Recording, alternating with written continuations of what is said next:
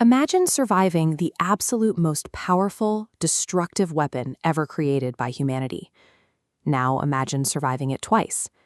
In August of 1945, a man named Tsutomu Yamaguchi found himself caught in the middle of exactly that scenario. He lived through an atomic bombing, only to be hit by a second one just 3 days later. Yamaguchi's life is a documented historical record of surviving the two most destructive events of the 20th century. The war in the Pacific was grinding on, and Japan was exhausted.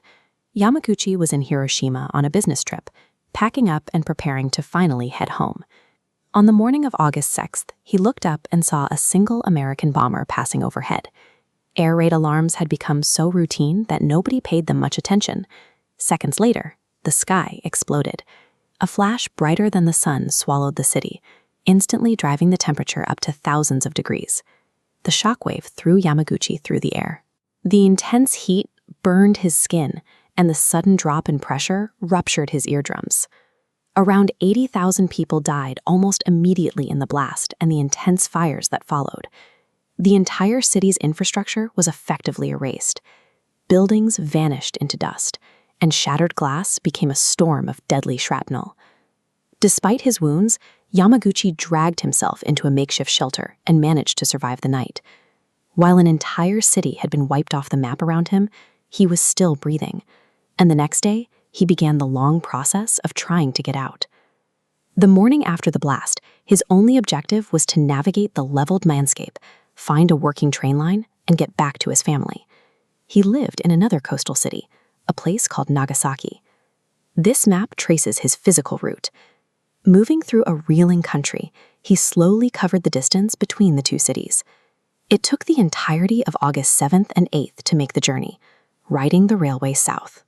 When he finally reached his family, he was physically broken, exhausted, severely injured by the thermal energy, and traumatized by what he had seen. He had dragged himself across the country to find safety. Instead, he had walked directly into the primary target area for the second bomb. By the morning of August 9th, Yamaguchi was heavily bandaged, yet he somehow managed to return to his desk and attempt to function normally. As he tried to explain the horrors of Hiroshima to his coworkers, they simply couldn't comprehend it. They refused to believe a single bomb could vaporize a city. Right in the middle of their argument, he heard a terrifyingly familiar sound, the heavy drone of an aircraft engine overhead. Moments later, another blinding flash hit. Another shockwave tore through the room.